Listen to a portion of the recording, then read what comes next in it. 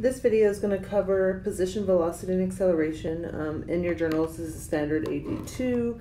This is starting on page 124. Okay, so the target is students will apply the basic differentiation rules to find the velocity and acceleration functions to calculate the average and instantaneous velocity and acceleration. Okay, so let's kind of talk physics for a minute. So in physics, we learned that when we talk about velocity really is just our change in distance over the change of time. So change in distance over the change in time. Okay. Because it's the change in distance over the change in time, that is our rate of change. So really, if we think about velocity is a derivative. It represents some type of rate of change, and that's exactly what a derivative is. So we use two different notations for a position function. So we have a position function, a velocity function, and then we'll have an acceleration function. So x of t and s of t are often used for position functions. So it's kind of weird because x, we're used to seeing x as a independent variable, but in this relationship, x is actually a dependent variable. It's actually our y-axis. So when we talk about x's and we're talking about position, velocity, and acceleration, x is our dependent. Time here, it would be our independent. So time would be our x-axis. So a little bit of confusing. So don't confuse the x and x of t with the x-axis. Those are two different things. Okay. So we have two graphs of two trips that were made. We're comparing miles to hours, and then we're looking at, the question really is, for either trip shown, what is the average velocity?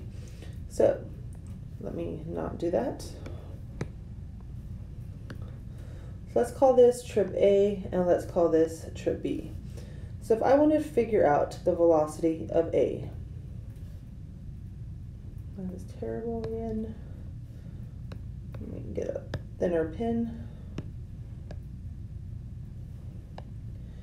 If I want the velocity of trip A, well, it's really just the change in distance. So if I look at the total distance that was met, that's 180. Okay, and our starting distance was, of course, 0 in this case. So the change of distance over the change of time. It took us 4 hours, and we started at t equals 0. Sorry, not 4 hours, that's actually ending at 3.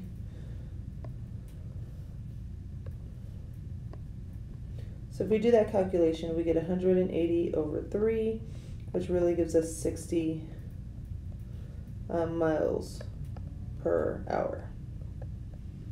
Okay. If we calculate the velocity, the average velocity of B, of trip B, they went the same distance, they started in the same spot, and the time lapse was exactly the same. So both of these trips have an average velocity of 60 miles per hour. You can use MPH for that. So the average velocity for both trips are the exact same because the start was the same, the time was the same, and the end was the same.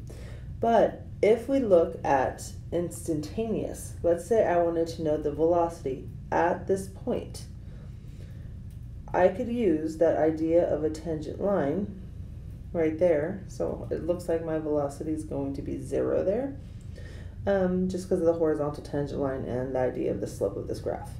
So if we want, the really big difference between these two graphs is that, yes, the average velocity is the same, but the instantaneous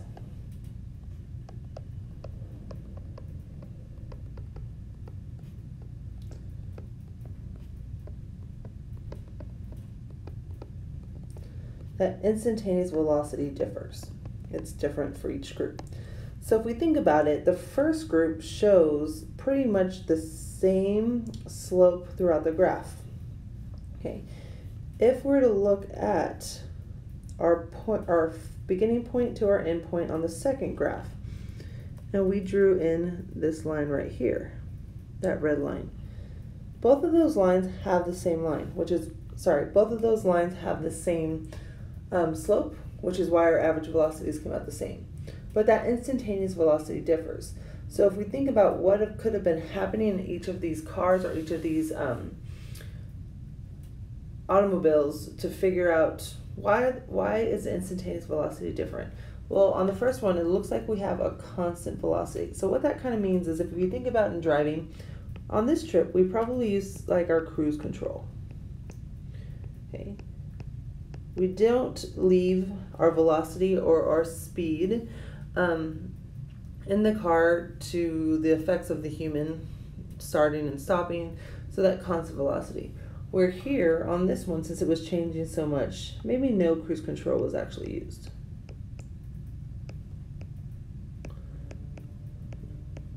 Because our velocity, or the rate of change, the slope of that graph is going to differ from point to point.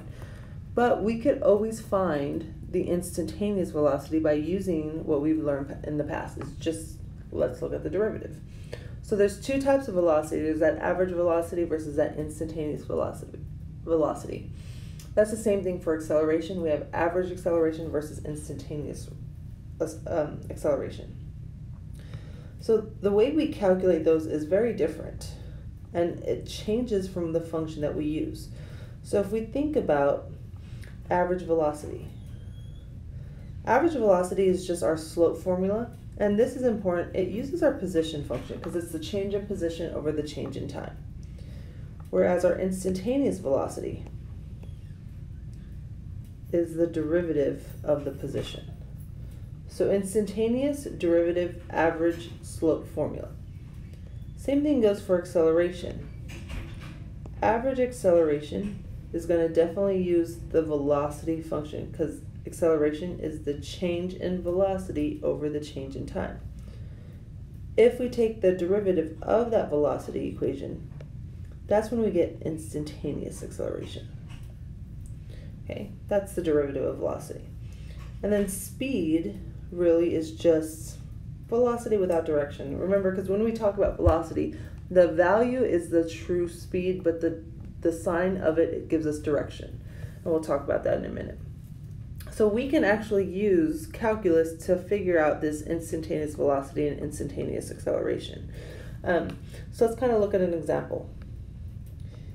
The example says, find the velocity of a particle that moves according to the equation x of t. So that's a position function.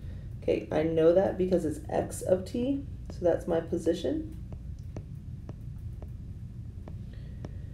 And then it says at t equals 5. So that at tells me that this is instantaneous.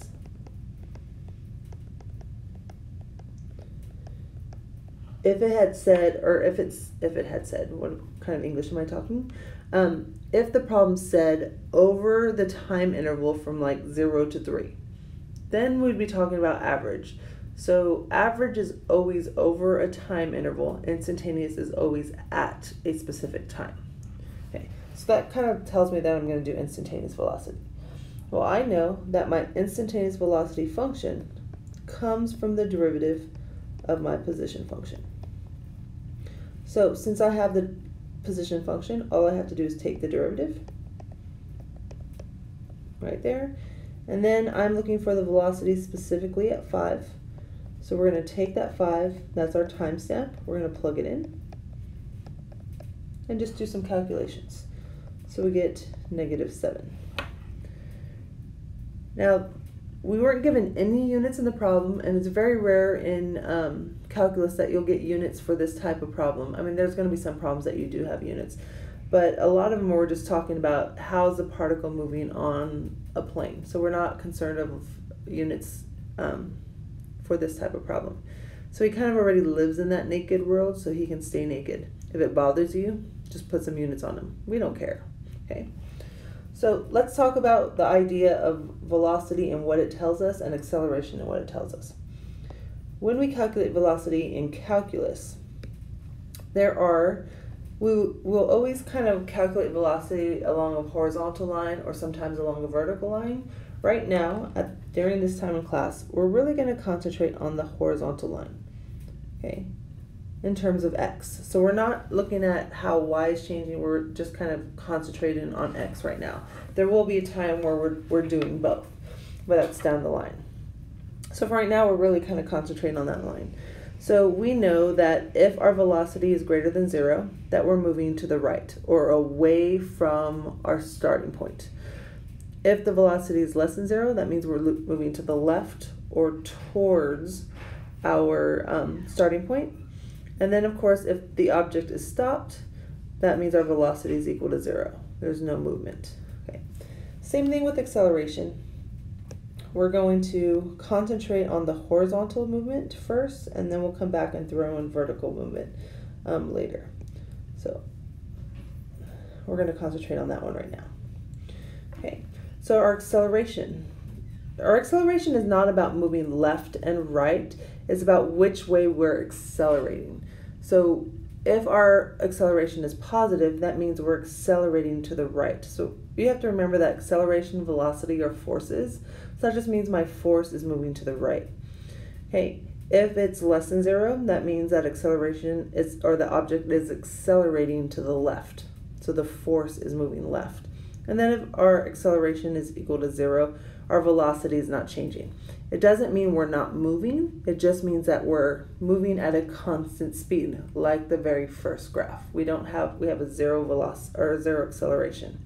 Okay, so students that are not well versed in physics often get that mistake, often have that mistake, so kind of watch out for that. Just because your acceleration is equal to 0 doesn't mean we're actually stopped. We could still be moving. Okay, so that's kind of a really important thing. So I'm going to star that. Okay, just means that we're using some cruise control. So star that little sentence there. Now, we often look at the relationship between velocity and acceleration. So we're going to kind of fill this in, this box, and we're going to use phrases like, is the particle speeding up, slowing down? Is it a constant speed? Is it stopped? Well, I'm going to start with the idea of stopped. I know from looking at our chart above that if my velocity is equal to 0, that means my object is in fact stopped. So I'm going to start there. Okay, so stopped here. Anytime my velocity is equal to 0, I'm stopped. So even it doesn't really matter what my acceleration is doing. Okay, if my velocity is equal to 0, it is of course stopped. Okay, I can have acceleration at stopped when I'm stopped. Like if you think about it in a car, you're stopped, you need acceleration to start moving, and you have acceleration when you press on the brakes. So the beginning of pressing on the gas gives you acceleration, the stopping or pressing on the brakes, stopping, but you still have acceleration. There's still kind of a forceful movement there. Okay, think about the reaction to a brake and a go in a car. Okay, if my velocity is greater than 0, that means I'm moving in this direction. Okay. If my velocity is less than 0, that means my force is moving in that direction, to the left. Well, acceleration is also a force. So if my acceleration is greater than 0, the acceleration is moving that way. If it's less than 0, it's moving that way. Okay. And then if it's equal to 0, that just means I'm constant. So here, we're at a constant speed. And I'm just going to put constant here. Okay, that doesn't mean we're speeding up, we're not slowing down, we're just kind of letting the car use our cruise control and doing the same thing throughout the trip. Okay, now the idea of slowing up and speeding down, I know in physics you guys talked a lot about that in reference to the graph. But we really don't need the graph. Okay, if we think about it, if my force, my velocity, is going to the right, this one right here, okay, if my velocity is going to the right and my acceleration is also going to the right, so my car is moving and there's a force that's pushing me in that same direction, we're going to get a speed up here.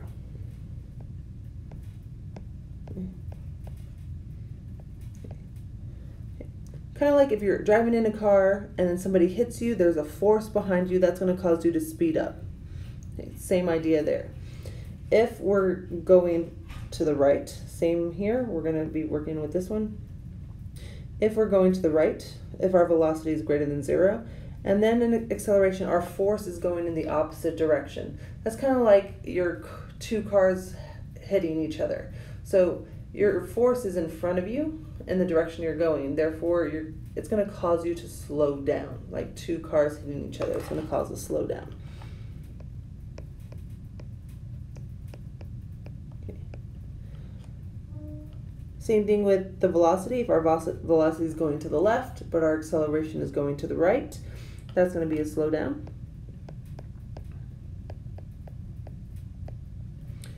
If our velocity is going to the left and our acceleration is going to the left in the same direction, that's a speed up.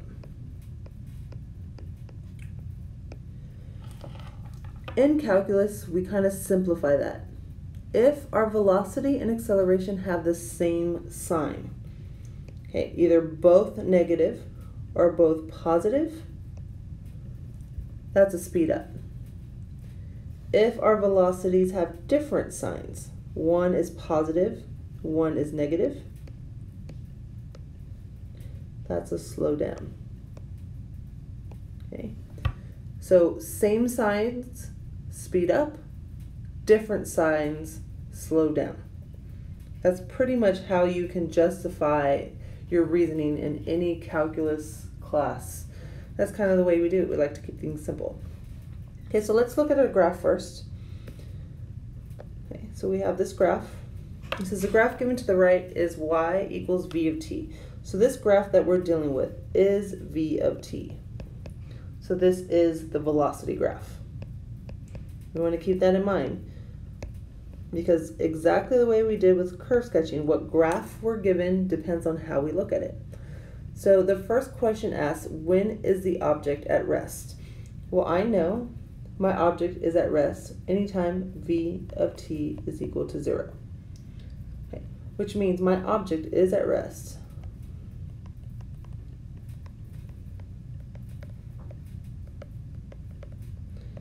at t equals, and I'm going to my graph.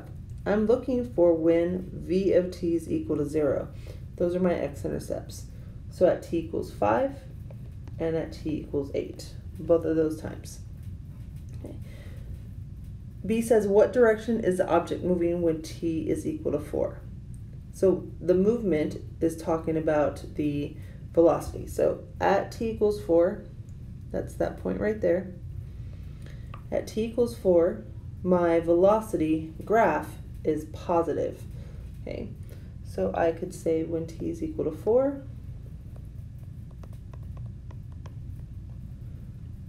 okay, v of 4 is actually equal to 1.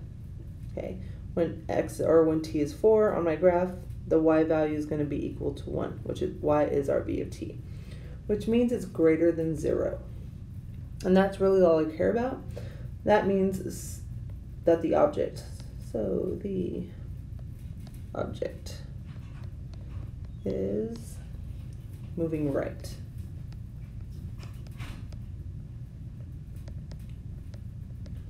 We could say away as well.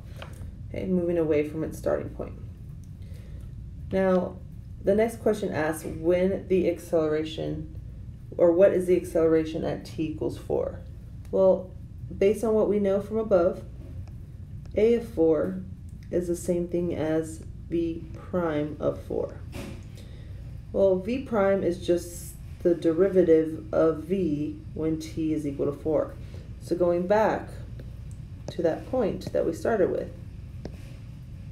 that one right there, I'm looking at the slope at that point. It's on a line. We know how to find the slope of a line. We can go back to our basic rise over run. So that's exactly what I'm doing. I'm working with a graph. Rise over run is the easiest thing. So if I look at it, I'm going to rise in -2. So I'm going to go down and run 2, which gives us -1. Okay. And that's all it was asking. It wasn't asking us which way the acceleration was moving. It just asked us for the actual acceleration. And then the last question, D, says, is the object speeding up or slowing down when t is equal to 4? Well, that's great because, let me get a different color. I don't like that orange. We know that v of 4 right there is greater than 0, and we know a of 4 is -1. So one is positive, one is negative. When our acceleration and our velocity have opposite signs, that means we are slowing down. So I could say when t equals 4, the object, whatever it is slowing down.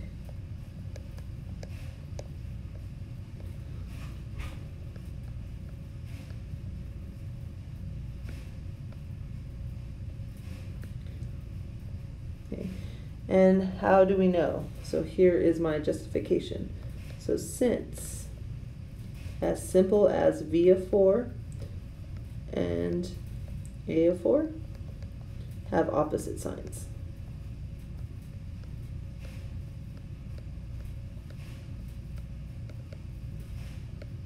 As simple as that. Okay. Let's move on to that last page. Okay. So this is more of an algebraic approach versus a graphical approach. So it says a particle moves along a horizontal line so that its position at any time t greater than or equal to 0 is in fact given by x of t. So we have a position function. Okay. The first question asks for average velocity. Okay. Well, average velocity, I know anytime I see the word average, I'm going to use the slope. And it's the slope of the position, because it's change in distance, which our position is that, over change in time. So to figure out velocity, and I'm going to use average, just to show that because we're going to have two different velocities on here. So this is my average velocity. I know this is my time interval, my start and my stop, that I need to figure out x of 3 minus x of 0 over 3 minus 0. This is not x times 3, it's x of 3. Remember, x is the function. It's like our f. So all I'm going to do is plug in. So 3 cubed minus 3 squared minus 3 plus 3. Those pretty much cancel each other out. So I have 27 minus 9. So 18 minus, if I plug in a 0, I get 3. That's a simple one. That gives us 3. So that gives us 15 over 3, which gives us 5. I'm done. There's my average velocity. No units on this problem. They can stay naked. They live in the naked world. If we put units, they'd be laughed at. Okay, so B says find the instantaneous velocity of the particle at t equals 2. Well, instantaneous. I know that I'm going to have to be taking a derivative. So v of t is the derivative of x prime of t. Or is x prime of t, not the derivative of x prime of t. That would be the second derivative, the acceleration. So I'm just going to take the derivative of x of t, which is written at the top, basic power rule, 3t squared minus 2t minus 1. And then I can plug in that 2. And do some calculations. Okay. So if I do that, that's 4 times 3, 12. 12 minus 4 is 8, and 8 minus 1 gives us 7. So my instantaneous velocity is 7. Okay. C, I want to find the average acceleration. So that means I'm going to be using slope. And acceleration is the change of velocity over the change of time. So I'm going to be finding the slope of the velocity function.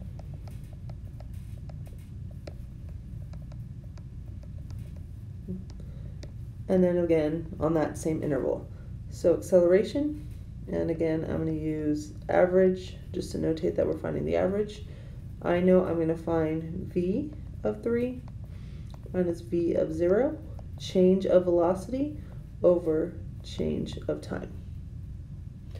So all I'm doing is I'm going to take that 3, I already have the velocity function in B, so all I'm going to do is plug it in. So if I take a 3, I get 27 minus 6 minus 1, which gives us 20. If I plug in a 0, I get a negative 1, so minus a negative 1 over 3. 20 minus a negative 1 gives us 21 over 3, which gives us 7. We've got a lot of 7s going on here. Okay, so there is my average acceleration. The next question asks for the acceleration when t is equal to 2. It only gave us one time value. It didn't give us an interval, therefore we're talking about instantaneous. Okay, so I know the instantaneous acceleration. So acceleration function comes from the derivative of our velocity function. And since I already have that on my paper, we're just going to take the derivative again. So it's the second derivative of position if we think of it like that, because it's the derivative of the derivative. So equals, and then when we take the derivative, we get 6t minus 2. We're going to take that, and we're going to plug in a of 2 gives us 6 times 2 minus 2, which is just 10. Okay. The next question asks when the particle is at rest. Well, our particle is at rest, I need the function, anytime v of t is equal to 0. So I'm going to take my v of t from part b, which was 3t squared minus 2t minus 1, and I'm going to set that equal to 0. And just solve for time, because when, that's the time. So we're just going to factor this. This is a quadratic. So 3t and t. Both of these are going to be 1s. This will be the negative, this will be the positive. Okay. It's still equal to 0. So that means t here is equal to negative 1/3, and t here is equal to 1. Well, we know time in this instance cannot be negative, so that's not even a choice for us. So the only time my particle is at rest is at t equals 1. So I'm going to answer the particle is at rest when t equals 1. Okay. And there it goes. And then the last problem asks, is the particle speeding up or slowing down when t is equal to 2, and how we know? So I want to go back. We calculated the velocity at 2.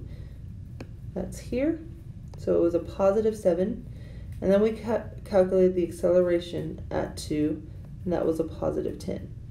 Both of them are positive, which means they have the same sign, and that's simple. Let me undo that.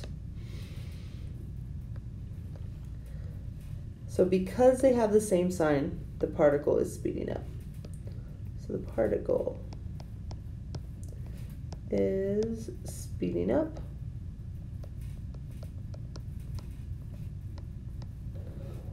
Here's my sense. V of 2. Okay, I want to be specific with the time, and writing it like that is that. Helps preventing from us writing time later. And A of 2 have the same signs. Okay. So that's kind of the beginning of position, velocity, acceleration. We're going to dive more into this when we get to parametric and stuff like that, because we do also do vertical movement when we start talking parametric equations. So again, if you have any questions, just send me an email, send me a message, and then when we get back from the break, we'll do some more practice on this. Remember, everybody, I want at least an hour and a half over your break. Got it? Have a happy Thanksgiving.